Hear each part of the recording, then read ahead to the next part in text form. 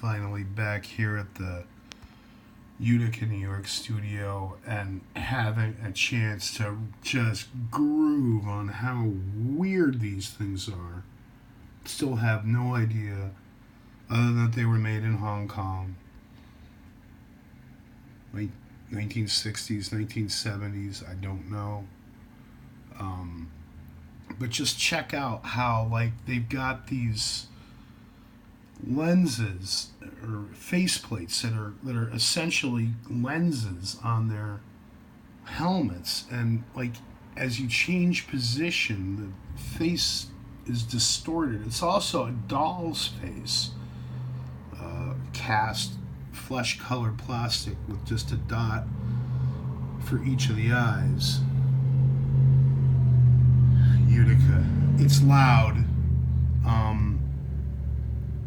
And they're just so weird. I wanted to show it again. I didn't really dwell on it too much last night.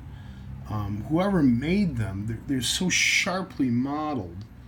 Here's another standard 50 millimeter MPC guy, and I mean it's a remarkable reproduction. And one of the things that I thought about is that they look like they should have been all along, other than maybe for the faceplate. Here's the blue rifle guy, and let's compare it with a standard. They don't like to stand up. They don't like to stand up at all. Which maybe is an indication that they're not by multiple toy makers. They don't. They have very poor balance. And we can do a little side by side comparison. The foot is even off the ground in a way that mimics the original form. The rifle proportions of it are almost exact, other than again the change in size. Let's take a look at nothing like standing up tonight. Here's their rope and sextant, or rope and triangle guy, as another one goes flying.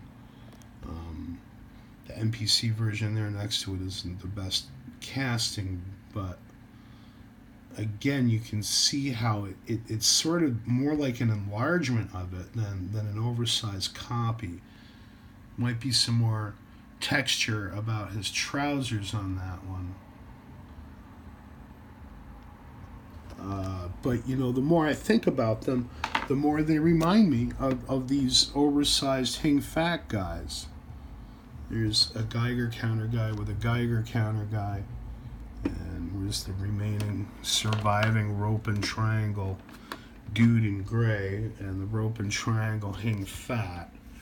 And I almost want to say that I sense some sort of a connection here. Like they're more artfully executed, oversized versions of what are essentially just, little plastic spacemen, but going up for better variation, but done in a way that like I said, there's some more almost like more observation to detail, and the possibilities of a spaceman for both of them in this painted state. I didn't think to get out. Well, you can't think of anything. I didn't think to get out a Hing Fat guy just to demonstrate, but it's almost like a more interesting form with that embellishment. And is that something that came about randomly and externally while they were arguing about whether to bother balancing them correctly, or is that something that was planned from the beginning? Are these what the smaller pieces were meant to be all along? I don't know. I'm just a collector, and I have only really just started within the past calendar year to amass these things as an adult. But these are special. Both of them are special. That's another reason why I wanted to show them together. is that they're special. They're different.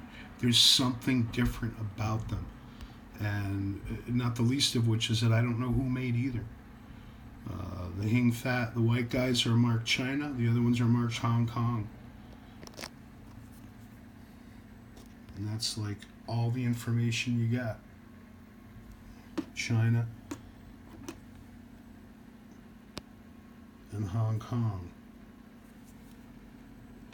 Are they from the Four Supermen Conquer the Moon? Are they from some other set? If you know, please sing out in comments.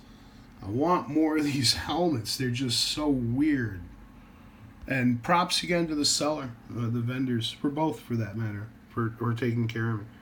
Definitely made this project a heck of a lot more interesting.